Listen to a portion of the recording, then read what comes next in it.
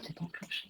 Bonjour à tous, merci d'être en ligne pour ce webinaire qui a pour objectif de vous présenter Vie mon travail, un outil au service de la qualité de vie au travail développé par le réseau ANACT-ARACT.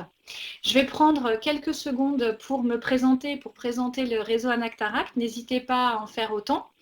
Donc, je suis Maroussia Kravec, chargée de mission à l'ARACT Île-de-France depuis bientôt 10 ans. L'Agence nationale pour l'amélioration des conditions de travail existe depuis une quarantaine d'années. Elle est située à Lyon et est représentée en région par les associations régionales pour l'amélioration des conditions de travail.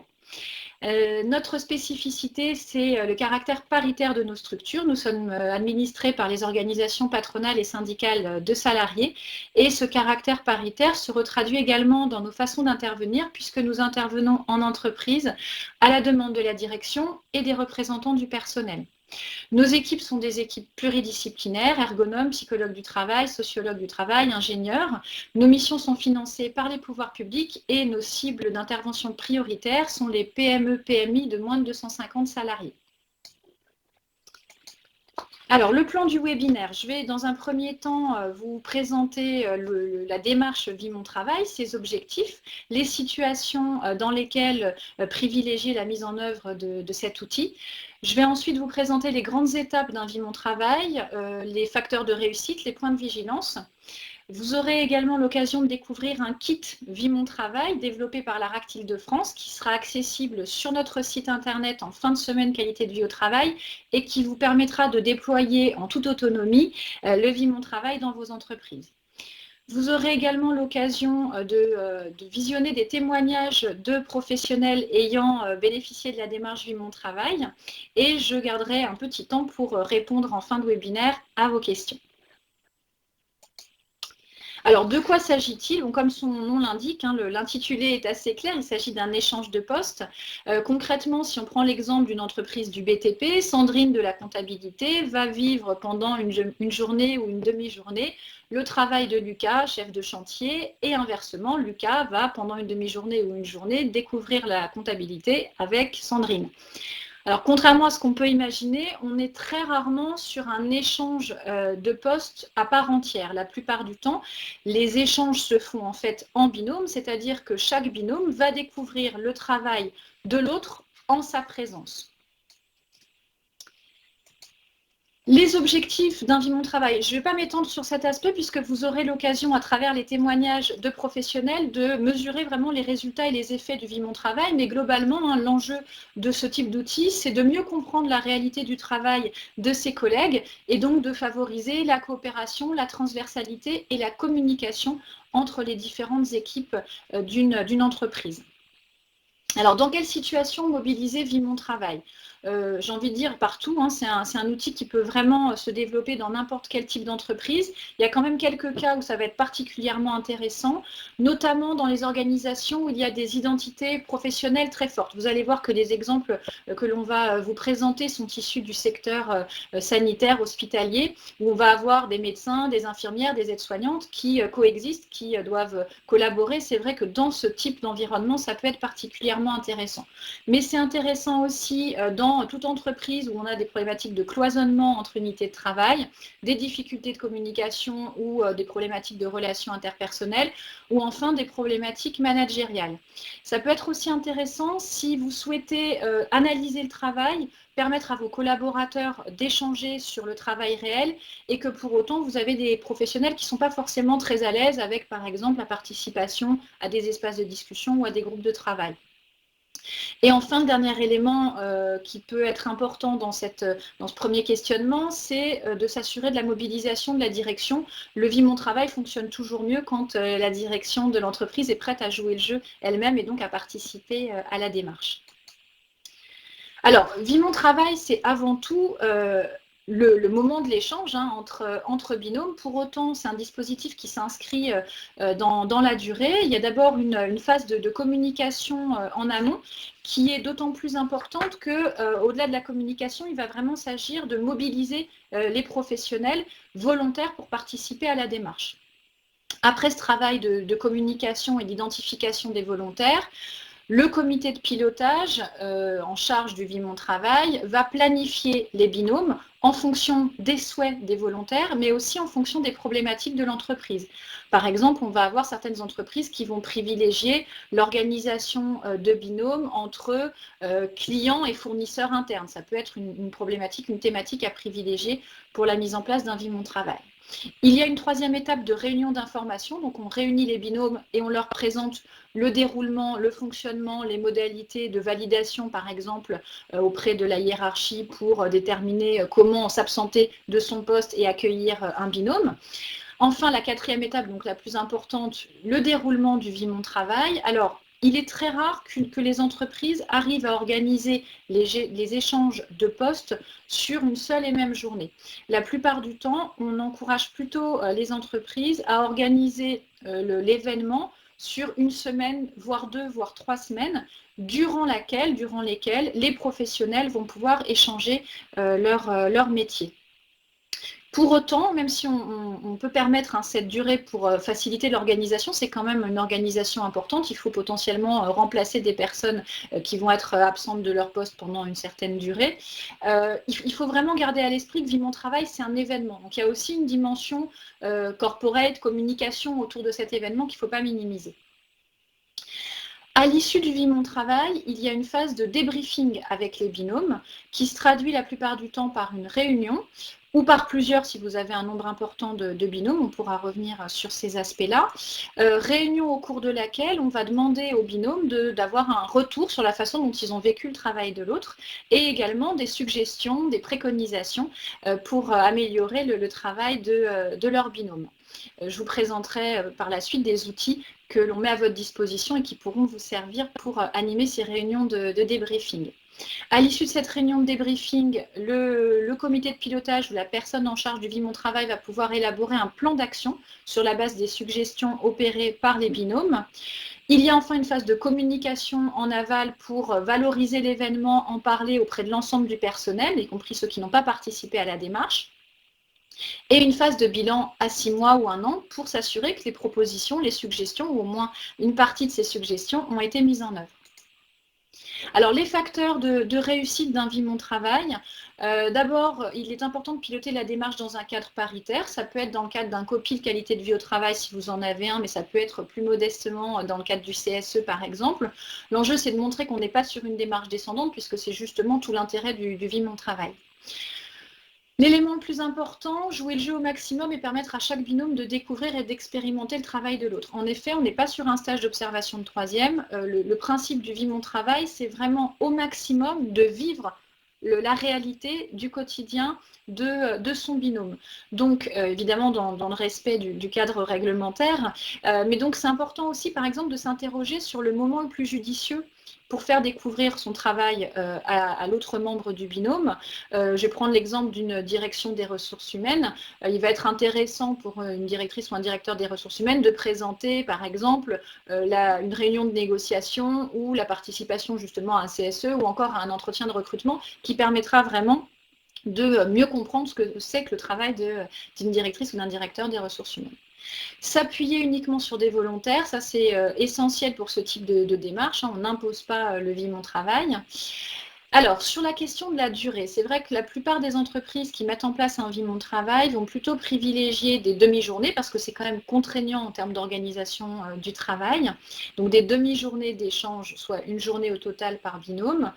Et systématiquement, à l'issue du Vie Mon Travail, quand on fait le débriefing, les binômes trouvent qu'une demi-journée, c'est insuffisant. Donc, idéalement, on est sur une journée pleine, mais on sait aussi qu'il est parfois difficile de le mettre en œuvre au niveau de l'organisation. Privilégier, lorsque cela est possible, des binômes avec des métiers très différents. C'est toujours plus apprécié, évidemment, d'échanger son poste avec un métier qu'on ne connaît pas du tout, qui paraît extrêmement éloigné. Donc, il y a souvent un ressenti plus positif de la part de ce type de binôme. Pour autant, comme je vous le disais, il peut être aussi intéressant de travailler sur des métiers qui ne sont pas forcément très éloignés, mais qui doivent collaborer, qui ont des difficultés de coopération, de compréhension des contraintes des uns et des autres. Ça peut être aussi un élément intéressant.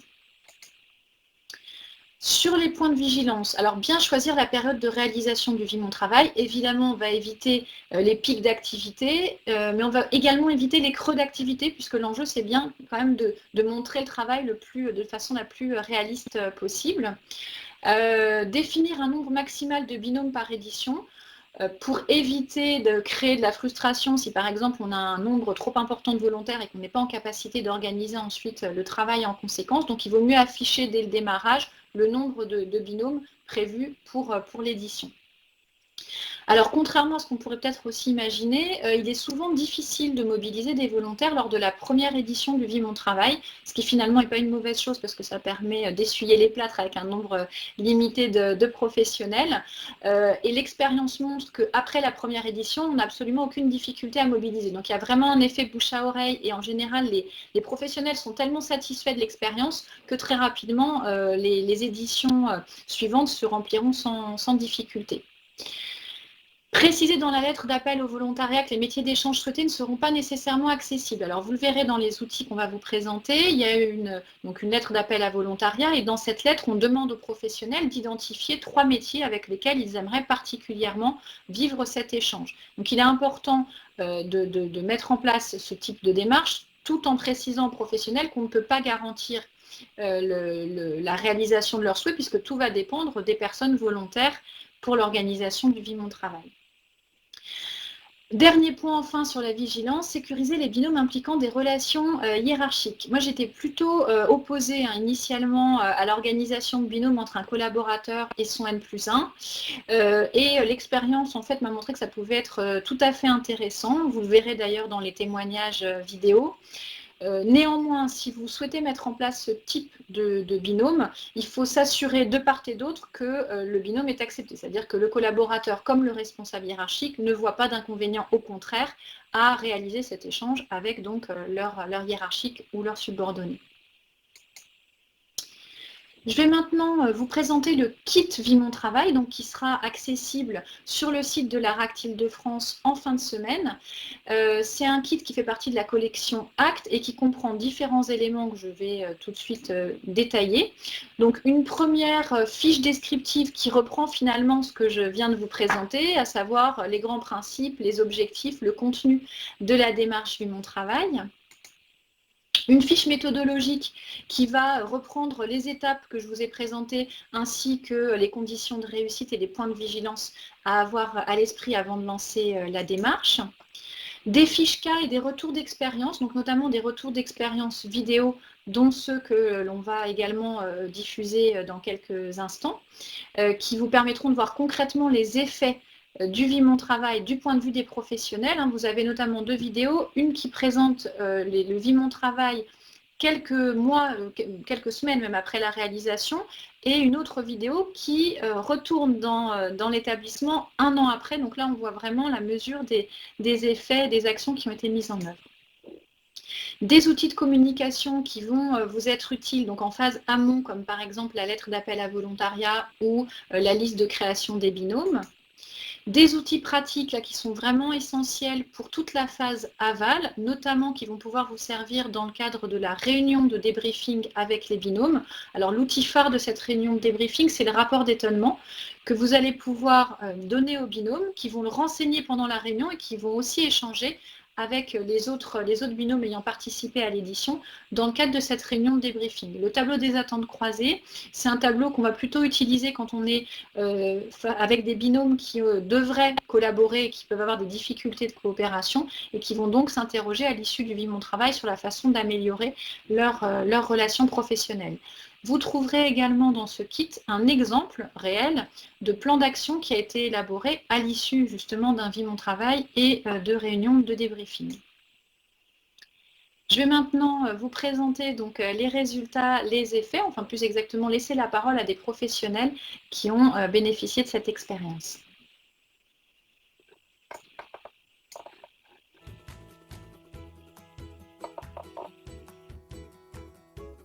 Cette expérience nous permet de voir un tout petit peu de l'autre côté le travail de gens qu'on tutoie toujours quotidiennement mais on ne connaît pas vraiment les fonctions de chacun. Voilà, les fonctions de chacun.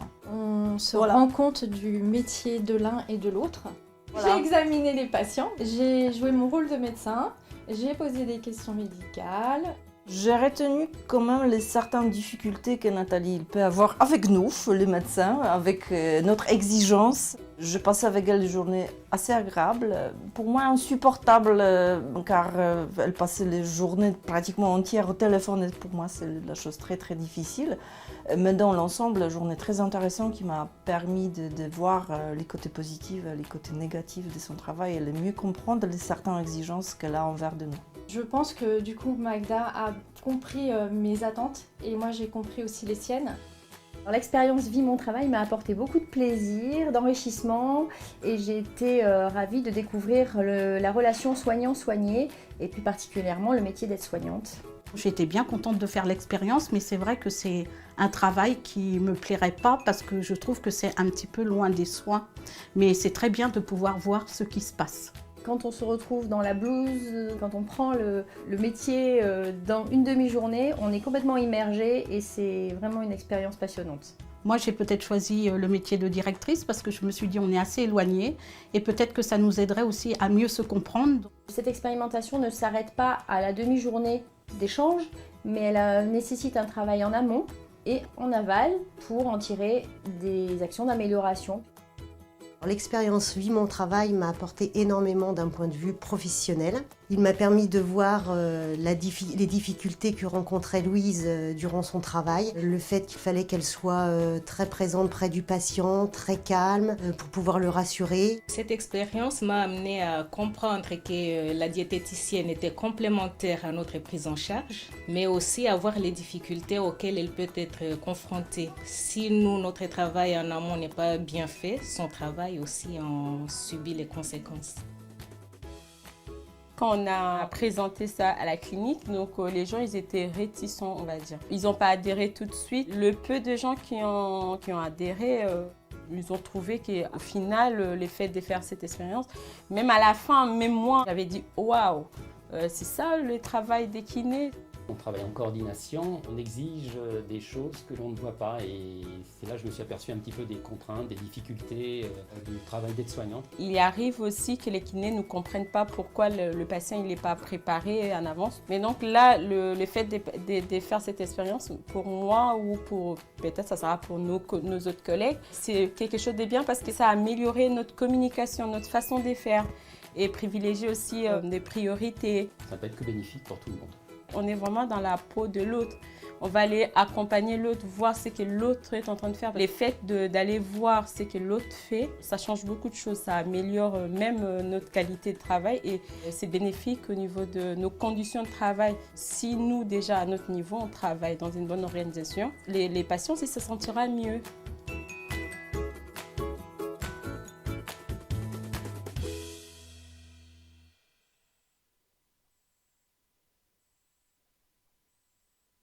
N'existait pas forcément auparavant. Au départ, j'étais assez réticente parce que de vivre le travail d'une personne de mon équipe, je ne voyais pas trop l'intérêt puisque j'avais vraiment la sensation de connaître mon équipe. J'ai été stupéfaite par le nombre de fois qu'elles étaient interrompues dans leur mission. Sur cette banque d'accueil, il y a un gros poteau central qui n'aide pas non plus à l'accueil. Je me suis aperçue que ce n'étaient pas les conditions idéales. Ouais, l'idéal, c'est vrai. Voilà. Et suite à ce projet, on a fait des travaux et ce qui permet maintenant une meilleure visibilité pour les agents et sur l'accueil patient en fait. On a remodelé totalement le parcours patient pour fluidifier l'arrivée, la consultation et la sortie. On a inventé des nouveaux chemins pour les patients en fonction de leur type de chirurgie pour améliorer la rapidité et l'efficacité, l'efficience en fait de la consultation d'anesthésie. Et ce qui a abouti effectivement du coup à une négociation avec les partenaires sociaux et une prise en compte d'un statut particulier compte tenu de cette polyvalence qui allait être mise en place et une organisation de planning revue également. On a mutualisé les postes, on a monté en qualification certaines personnes et on a le résultat parce que maintenant tout le monde est satisfait, se rend compte que c'était possible et que le patient est gagnant dans ces cas-là.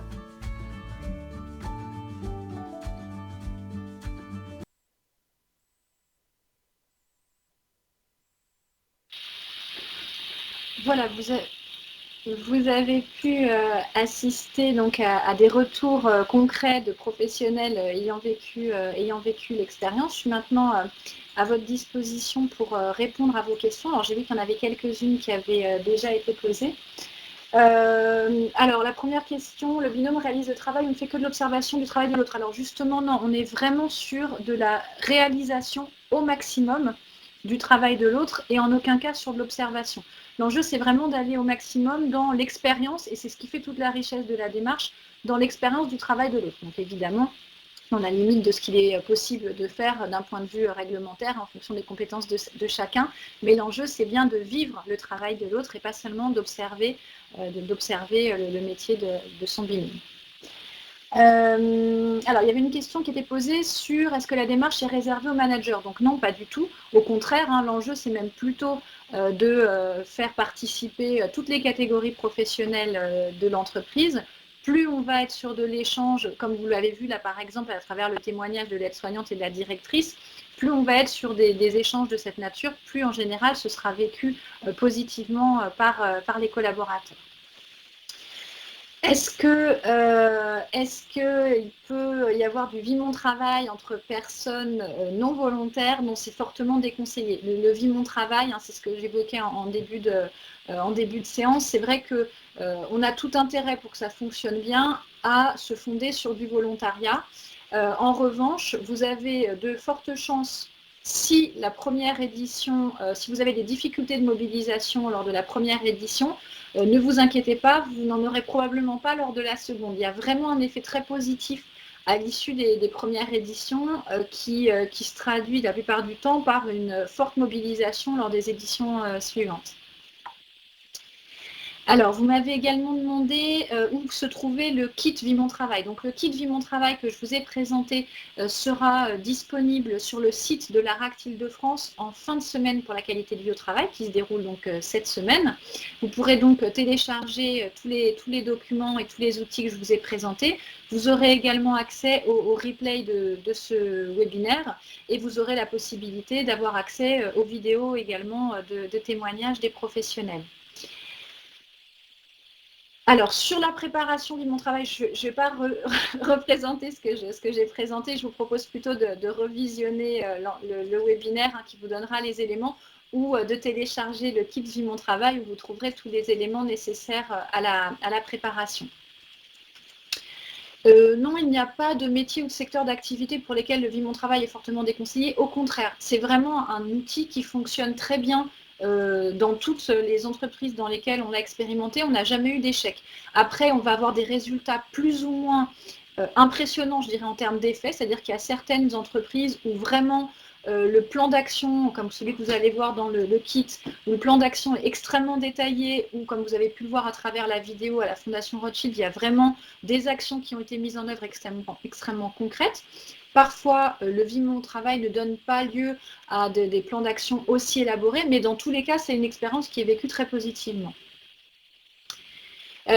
Si vous mettez en place, alors qui doit faire partie du comité de pilotage du Vie Mon Travail? Si vous avez un comité de pilotage qualité de vie au travail, c'est très bien et ça suffit.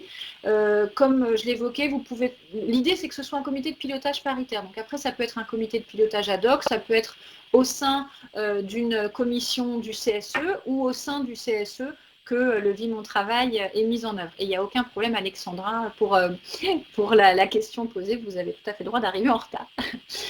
Alors, j'imagine qu'il faut prévenir les clients usagers, je n'ai pas vu la question.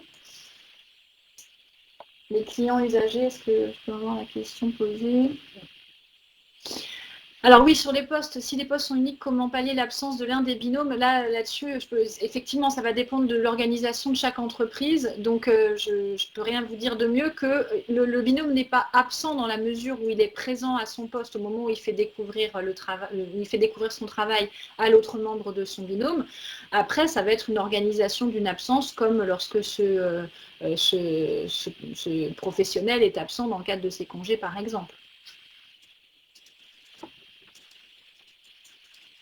Alors, sur la question qui est posée, comment peut-on organiser un Vie Mon Travail entre bureau et atelier? Par exemple, comment intervenir sur le poste d'un soudeur sans avoir ses connaissances techniques? Alors, Ça rejoint un peu l'expérience que vous avez pu voir au sein des établissements hospitaliers. Vous imaginez bien qu'une secrétaire médicale ne va pas s'improviser médecin du jour au lendemain. Donc, ça va vraiment être au binôme de déterminer ce qu'il est possible de faire à l'autre membre du binôme dans le cadre de cet échange. Est-ce qu'il y a d'autres questions auxquelles je n'ai pas répondu ?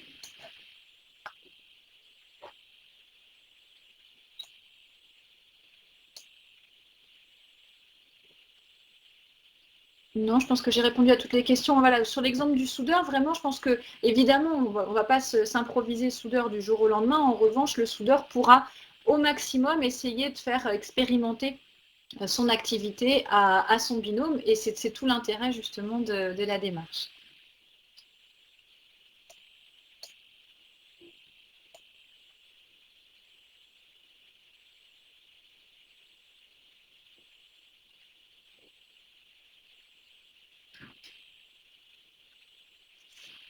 Bon, mais je pense avoir répondu à toutes les questions. A priori.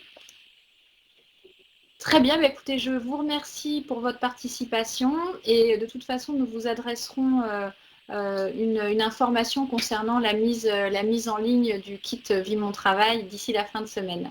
Merci à tous.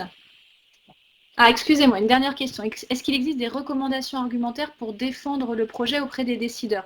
Alors, je pense que le meilleur argument, c'est par exemple de faire visionner les retours d'expérience. Parce qu'on voit vraiment à travers ces retours d'expérience, à travers les deux vidéos par exemple que vous avez pu visionner aujourd'hui, on voit vraiment tout l'intérêt de la démarche, les enjeux que ça peut avoir. Pour une organisation, les décloisonnements que ça peut engendrer. Donc, je pense que ça peut être une bonne façon d'argumenter auprès des décideurs.